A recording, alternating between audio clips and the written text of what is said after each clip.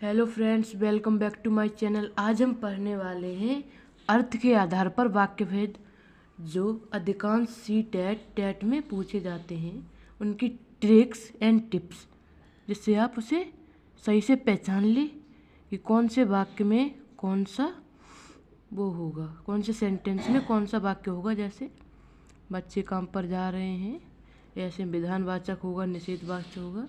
उसकी हम ट्रिक्स देखेंगे। तो हम पहले अर्थ के आधार पर वाक्य भेद में वाक्य क्या होता है ये देखते हैं।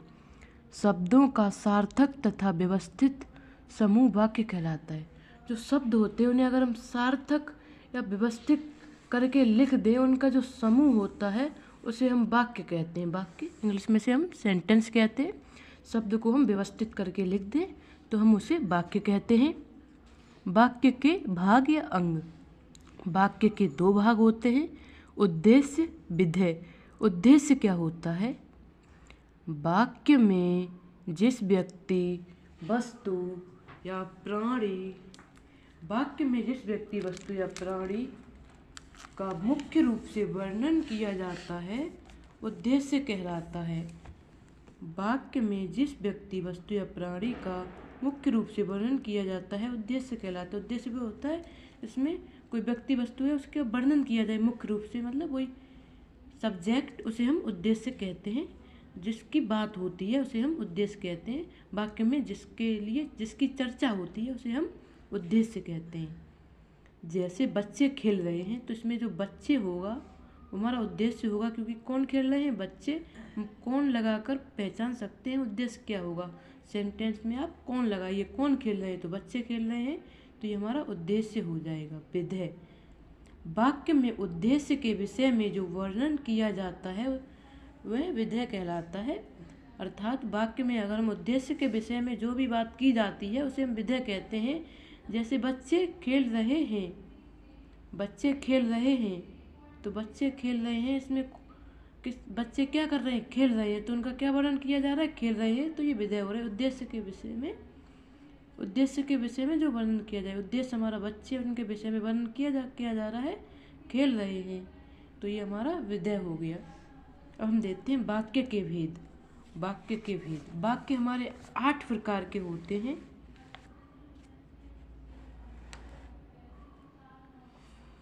विधानवाचक वाक्य क्या होते हैं? तो जो विधानवाचक वाक्य होता है वो विधि द्वारा रचित होता है, उसे हम विधानवाचक वाक्य कहते हैं। और इसकी जो ट्रिक है वो है कार्य होने का बोध हो।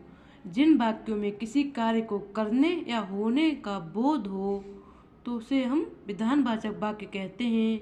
इसकी जो ट्रिक होती है, किसी की हमें गुण बताए जाए, सामान्य जानकारी, जनरल नॉलेज जैसे, और जो विधि द्वारा रचित है, जैसे दिल्ली है वो भारत की राजधानी है, इसे हम बदल तो सकते नहीं, ये विधि द्वारा रचित है, ये सामान्य जानकारी है, तो ये विधानवाचक वाक्य हो जाएगा। ऐसे हम पहचान सकते हैं। आपको क्वेश्चन ऐसे पूछा जाएगा विधानवाचक वाक्य में, बाग में फूल खिलते हैं, इसमें कौन सा वाक्य होगा? विधानवाचक होगा, निषेधवाचक हो गया, या आज्ञावाचक। तो आप बाग में फूल खिलते हैं, तो ये क्या है हमारा?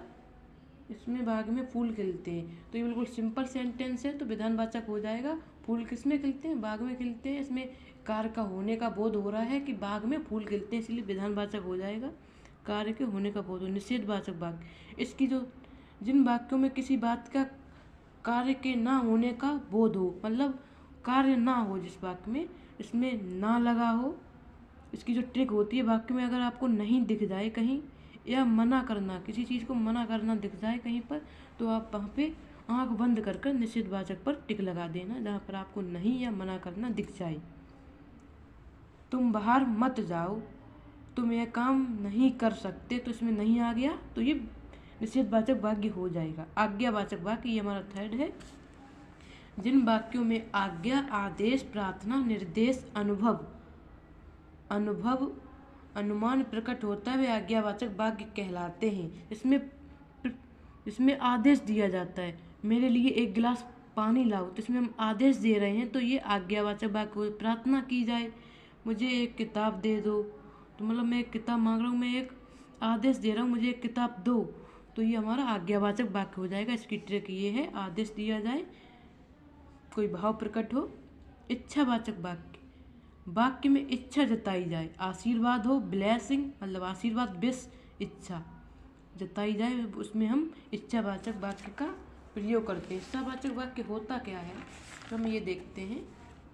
जिन वाक्यों में वक्ता द्वारा किसी व्यक्ति के इच्छा, आशा या आशीर्वाद प्रकट करने का भाव प्रकट हो, मतलब इच्छा आशीर्वाद का भाव प्रकट हो, वो इच्छावाचक वाक्य कहलाता है। जैसे भगवान आपकी रक्षा करे, तो हम अपने मन से कह रहे हैं, इच्छा से कह रहे हैं भगवान आपकी रक्षा करे, भगवान आपको सुख रखे, तो ये हमारा इच्छावाचक वाक्य हो जाएगा। संदेहवाचक वाक्य, संदेहवाचक वाक्य होता है जिन वाक्यों में वक्ता द्वारा किसी कार्य का होने का संदेह किया जाए। जैसे शायद कल वर्षा होगी, तो जिसमें आपको शायद लगा दिख जाए, संभावना की जाए, तो वहाँ पे आप संदेहवाचक पर टिक लगा देना, आपका बिल्कुल सही होगा 100%। संकेतवाचक वाक्य क्या होता है, इसकी जो ट्रिक है, यदि तो, अगर किसी वाक्य में आपको यदि तो दिख जाए तो आप समझ लेना वहाँ पे संकेतवाचक वाक्य होगा। यदि तुम, इसका हम एग्जाम्पल देखते हैं, यदि तुम परिश्रम करते तो सफल हो जाते, इसमें आ रहा है यदि आ रहा है, यदि तुम परिश्रम करते तो यदि तो आ रहा है, तो यहाँ पर ये संकेतवाचक हो जाएगा। आप संकेतवाचक पे टिक लगा देना। ये ज़्यादातर टेट या सी टेट में पूछे जाते हैं, टीजीटी पीजीटी में। विस्मयादिबोधक वाक्य, विस्मयादिबोधक वाक्य क्या होते हैं, जिन वाक्यों में वक्ता के मुख से विस्मय, प्रेम, दुख, हर्ष, आश्चर्य का भाव प्रकट हो। जैसे वाह और विस्मयादिबोधक वाक्य को पहचानने की ट्रिक है, उसमें आपको ये विस्मयादिबोधक चिन्ह मिल जाएगा।